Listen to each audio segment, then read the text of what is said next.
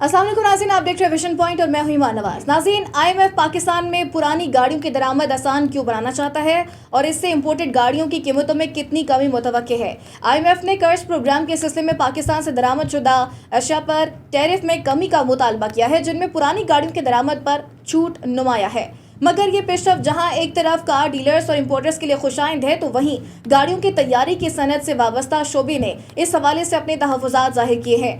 मौशी बहाली और शरह सूद में कमी से नई गाड़ियों के फरोख्त में गुज़श्ता महीनों के दौरान इजाफा देखा गया, मगर माहिरीन का ख्याल है कि अगर दरामद शुदा गाड़ियों पर ड्यूटी में कमी होती है तो ये एक बड़ी तादाद में लोग मकामी तौर पर बनने वाली गाड़ियों के बजाय उनका रुख कर सकते हैं। पाकिस्तान में कार असम्बल करने वाली कंपनियों को अरसा दराज से हुकूमती पॉलिसियों के तहत तहफ़्फ़ुज़ हासिल रहा है, मगर IMF चाहता है कि ऑटो सेक्टर को दरपेश तजारती रुकावटें खत्म की जाएं।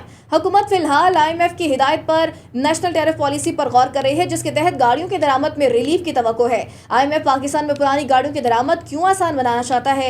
IMF की रवा माह जारी करदा कंट्री रिपोर्ट के मुताबिक पाकिस्तान की ऑटो सेक्टर को सख्त तिजारती रुकावटों का सामना है, लिहाजा न सिर्फ टैरिफ यानी दरामदी कस्टम ड्यूटी में कमी दरकार है, बल्कि गाड़ियों की मकामी सनत को हासिल रियायतें भी वापस लेना होंगी।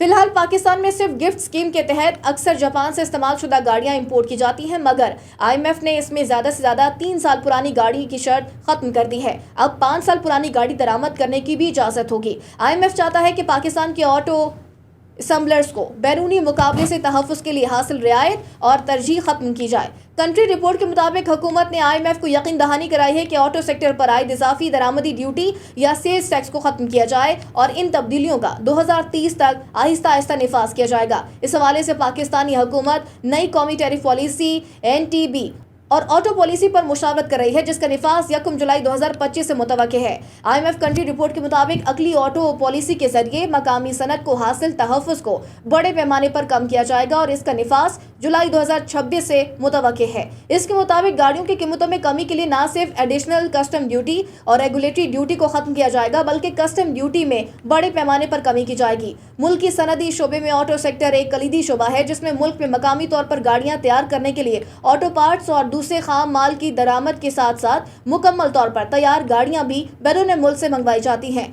टैक्स अमूर के माहिरीन का कहना है कि दरामद अशिया पर अक्सर इजाफी टैरिफ को कस्टम ड्यूटी, एडिशनल ड्यूटी और रेगुलेटरी ड्यूटी के नामों से लगाया जाता है, ताकि इंपोर्ट की हौसला शिकनी हो और हुकूमत को ज्यादा टैक्स भी मिले। इनके मुताबिक ऑटो पार्ट्स और दीगर खाम माल पर आयद इंपोर्ट ड्यूटी में कमी से मकामी सनत को फायदा हो सकता है। पाकिस्तान में पुरानी और नई गाड़ियां, इनके खाम माल और पार्ट्स के अलावा कैपिटल गुड्स यानी प्लांट और मशीनरी पर भी इंपोर्ट ड्यूटी आयद की जाती है। ऑटो सेक्टर के निगरान हुकूमत इदारे इंजीनियरिंग डेवलपमेंट बोर्ड ने टैरिफ पॉलिसी से मुतलिक तजावीज़ मांगते हुए 17 मई को एक नोटिफिकेशन में बताया कि 2030 तक ऑटो सेक्टर पर ज़्यादा से ज़्यादा टैरिफ स्लैब को अगले 5 वर्षों में 15% तक लाया जाएगा, जबकि एडिशनल कस्टम ड्यूटी और रेगुलेटरी ड्यूटी को अगले 5 साल में ख़त्म करने की तजवीज़ ज़ेर गौर है। हुकूमत रवां साल पुरानी गाड़ियों की दरामद पर कानून साजी करेगी और अगले साल के बजट से ऑटो सेक्टर पर आयद इंपोर्ट टैरिफ में भी कमी हो सकती है।